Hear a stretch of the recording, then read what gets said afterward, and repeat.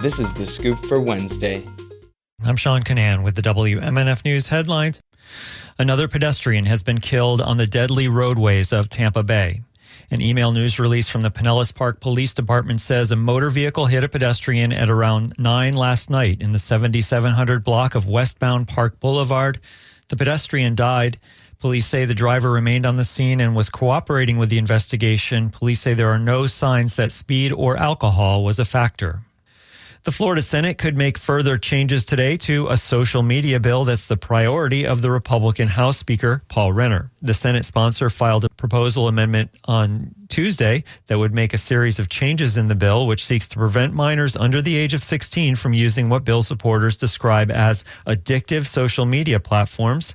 Last month, the House overwhelmingly passed the bill, but the Senate Fiscal Policy Committee last week made changes supported by the sponsor, Paul Renner. The newly proposed amendment would make additional changes on issues such as verifying the ages of potential social media users.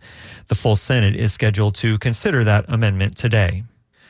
A Tampa senator is sponsoring a bill that would make changes to renewable energy in Florida. WMNF's Chris Young reports. In a state Senate committee yesterday, the bill faced opposition from Democratic senators and from climate activists. A portion of the bill would limit creation of offshore wind energy facilities and wind turbines. It's sponsored by Tampa Republican Senator Jay Collins. As for the wind turbines, in the Northeast, they do exist, and they exist in other areas. Talk to the locals about the noise and the sounds and the effects of those things. I think you'll hear some less than glowing remarks on wind power. Democratic Senator Tina Polsky spoke against the bill. She said that climate change is apparent, citing frequent flooding in Tampa streets. I'm not sure how it became political to care about our environment. Florida is ground zero for climate disasters. The bill could also limit the amount of power local governments have to stop the development of fuel terminals in Florida. This comes as Ormond Beach city leaders continue to fight against a proposed fuel terminal in their area. Collins faced questioning from Polsky. So you don't believe that a local government would not be allowed to stop a new facility from being built? I'll confirm, and I'll talk to the attorneys and make sure that I'm reading that properly, and we'll get back to you on that, Senator Polsky. The bill passed 6-3 through the Senate Appropriations Committee on Agriculture, Environment, and General Government.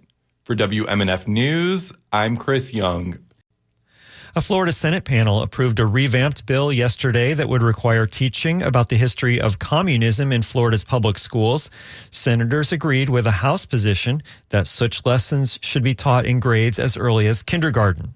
The Senate Education Appropriations Committee unanimously approved the bill.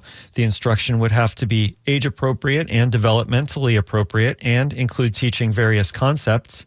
Bill sponsor Jay Collins and other supporters have warned that young people are increasingly viewing communism in a positive light. If we fail to educate children on what this truly means, the pain, suffering, and sorrow associated with it, we're failing in our prime cause as parents, as leaders in the community. Public school students currently learn about communism in a 7th grade civics and government class and in high school social studies courses.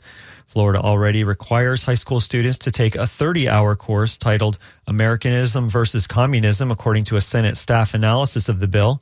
A similar House bill is slated to go before the House Education and Employment Committee today. NBC News reports that 6 cases of measles have been confirmed at a Broward County elementary school. The Florida Department of Health in Broward County announced in a notice to local health care providers that a 3rd grader with no history of travel had been diagnosed. 5 more cases have been confirmed in Broward County since then. An editorial in today's Tampa Bay Times blames outbreaks of preventable childhood diseases on vaccine hesitancy, pushed by what the paper's editorial board calls the know-nothing wing of the Republican Party. It'll be sunny and warm today with highs in the high 70s. Tonight, clear and cool. Overnight lows in the mid-40s. Tomorrow, it'll be mostly sunny and warm with highs in the mid-70s. I'm Sean Canan with the WMNF News headlines. This is The Scoop, recorded at WMNF Tampa.